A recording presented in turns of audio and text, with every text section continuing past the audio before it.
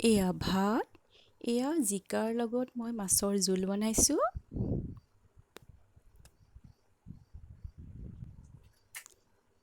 এয়া ছজনা পাত মই মাছৰ মূৰ দি ভাজি বনাইছোঁ। এয়া সৰু মাছ পিঁয়াজ দি ফ্ৰাই কৰিছোঁ। লগতে আমাৰ সকলোৰে প্ৰিয় এডোখৰ ফ্ৰাই মাছ আৰু লগতে বেঙেনা ফ্ৰাই। তিয়ঁহ আৰু বিলাহীৰ চালাড, এডোখৰ নেমু, এডোখৰ পিঁয়াজ আৰু অকণমান নিমখ। ভিডিঅ'টো যদি চাই ভাল পাইছে তেন্তে লাইক এটা কৰি দিব। ধন্যবাদ।